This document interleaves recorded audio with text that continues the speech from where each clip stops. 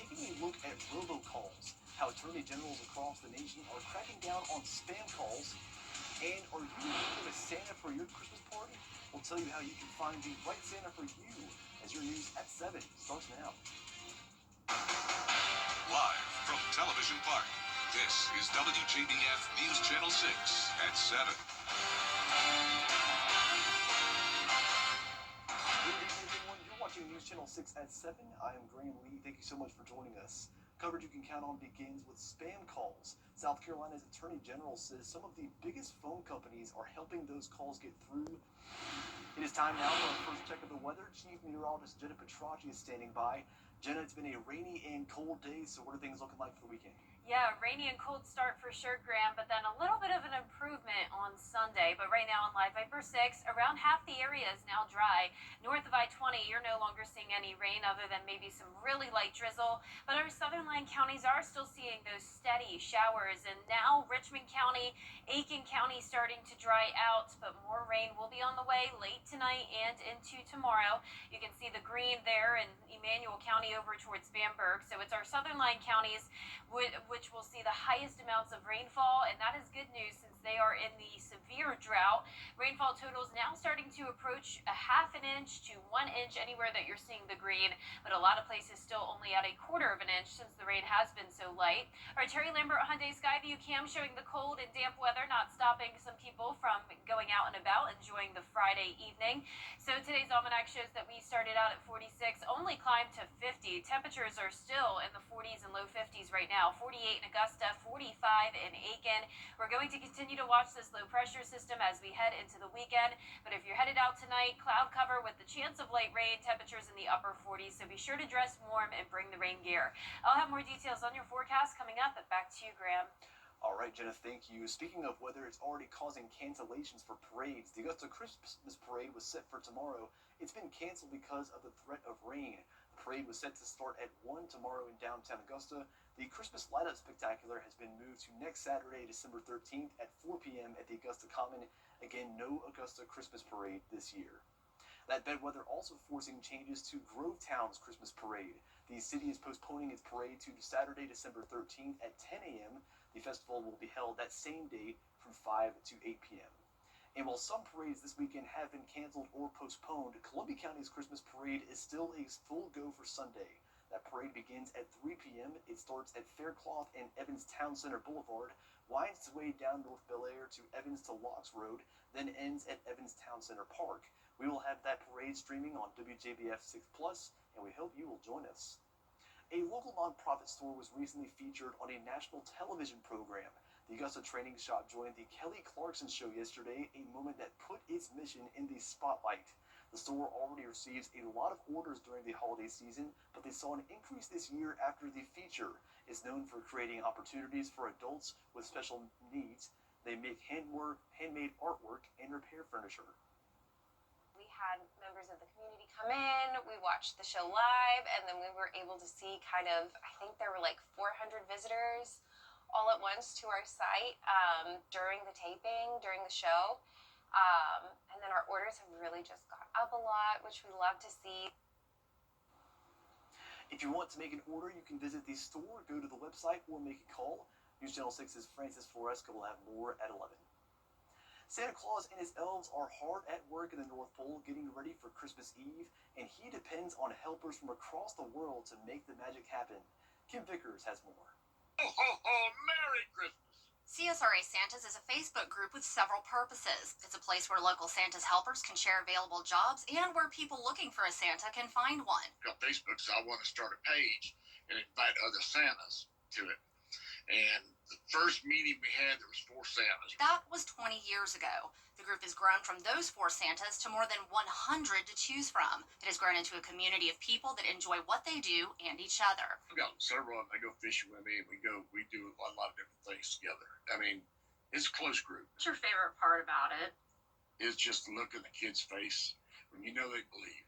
I got the chance to sit down with another Santa and his Mrs. Claus and talk to them about why they love being Santa's helpers. This is my 17th year.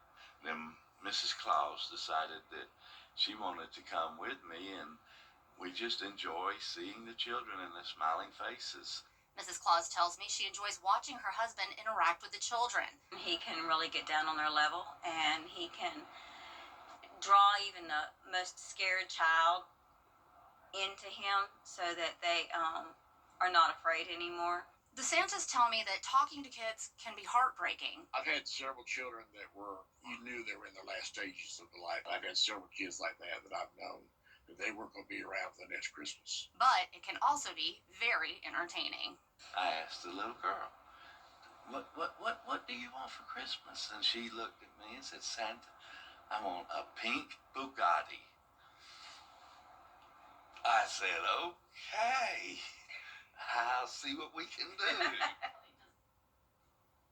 Santa's helpers are getting booked up fast. To find a Santa for your event, just go look for this story on WJBF.com. Well, coming up, 911 calls from the devastating summer flash floods in Texas. We'll have the details when we return. It's Friday, Georgia. I'm John Crow. A dreary start to the weekend, but we're finally tracking sunshine again for next week. I'll have all the details in your full Viper 6 forecast when we return. The holidays are about time with our community. Now, your most accurate forecast with WJBF Live Viper 6. Welcome back and happy Friday. I hope you're enjoying the day, even though it isn't the prettiest day outside. It was certainly very cloudy, it's damp, and it's cold. So here's our Terry Lambert Hyundai Skyview cam outside the station. Traffic moving along just fine, and that's because the rain has pretty much ended here in town. We're sitting at 48 degrees, still overcast, and north wind of 11 miles per hour. Visibility a little bit poor due to the dense cloud cover, and some fog will be possible again tomorrow morning and into the weekend as well. So here's a look at those current temperatures down to 43 north of I-20, still in those low 50s down towards the south. Now, someone here didn't get the memo on the cloudy, cool, and rainy day, and that would be the Sunshine State. Funny enough, they are actually seeing sunshine today, and temperatures actually hit 80 degrees, around 50 degrees warmer down there than it was up in Nashville and Charlotte, where they're in the 30s right now, and then South Georgia sort of in between, seeing 65 in Jacksonville and some 60s even in South Georgia. But here in the CSRA, it's 40s and 50s for us. We have the cloud cover everywhere, but north of I-20, it's dry. We're seeing the last of the showers, at least for now, impact our southern line counties, but more rain is expected overnight and as we go into the start of the weekend. So we're watching this low pressure system. Another one's going to move in as well. So rain chances remain high on Saturday at 70%, then only a 20% chance of rain on Sunday. So things are looking much better there. I definitely give Sunday the gold star for the best day out of the weekend. Tomorrow, not so much. It's going to be cloudy with the rain moving in, especially during the afternoon. And then once we get into the evening, we start to dry out. So the Christmas parades on Sunday are looking good. I will be at the Edgefield Parade with meteorologist Sherry Shealy, so hope to see you there. And then, of course, WJBF will also be at the Columbia County Christmas Parade. Temperatures will be a bit warmer in the mid-50s. It's going to be mostly cloudy still, and we can't rule out a stray shower here and there, but you'll see on our future cast how much better Sunday looks. Here's tonight at 8 p.m. A lot of us are going to be completely dry, at least briefly, and then notice right by midnight, more rain starts to move in. All of it very light in nature, a few light showers overnight, and then it's going to really be once we get into Saturday afternoon that we see more significant rain. So picking things up Saturday at 8 a.m., notice how it just continues across the entire area by lunchtime. Northern counties starting to dry out first, but this is why a lot of the parades were unfortunately canceled on Saturday. It does look pretty wet even into around 5 o'clock, but by 6 o'clock and dinner time, and if you're headed out late Saturday night, things are looking much better. Even some clearing briefly in our northern counties, but more clouds move in as we go into Sunday morning, and you can see it's not going to be bone dry, still a few light showers around, but not enough to cause those parades to be canceled or impacted significantly. So anywhere from 1/4 of an inch to an additional 1.5 inches in our southern line counties. So more rain on the way through Monday.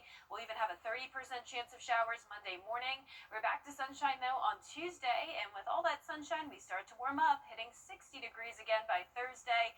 Mostly dry next week, and next weekend looks beautiful, but it's still staying cool, Graham. We're not seeing any 70s anytime soon. It's time of year for it. I hope that sunshine next week stays at least for a little bit. Yeah, hopefully through Christmas Day. Nice. Fingers crossed. Well, recognizing a long-standing community supporter and philanthropist whose love for her community shows in all of her endeavors. A packed house on this rainy Friday morning to honor Ann Boardman. Congressman Rick Allen, Representative Mark Newton were in attendance, along with local officials and community leaders. A ceremonial indoor groundbreaking took place for the Ann Boardman Park.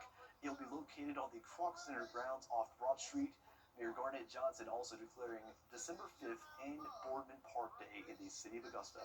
I hope it's going to mean a lot to people around this area because they really have no park to go to, nowhere to be with nature. We find gaps in a community and fill them per our mission. So the lack of an adaptive playground for people with disabilities in Augusta was a glaring example of something we needed to complete. And having the funding from Governor Kemp's office and the land at the Kroc Center gave us an opportunity to do that. 3, dig!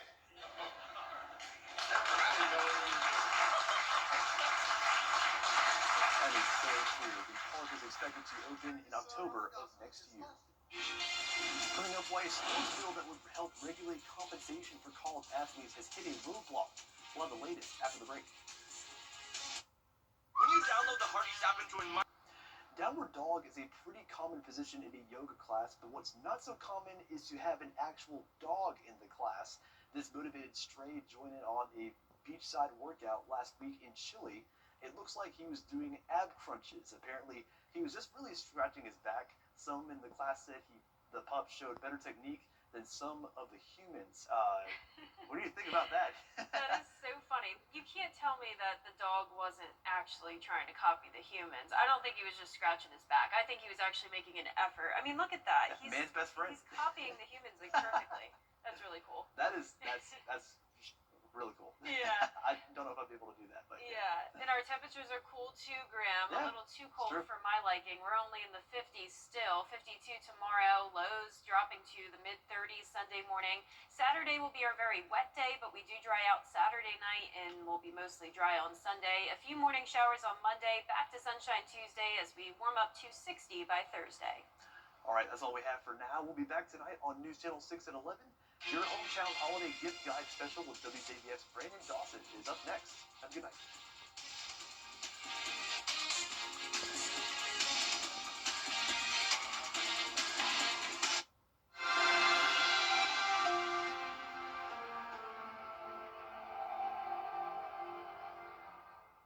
The holidays are here, but don't let overspending or fraud steal your cheer.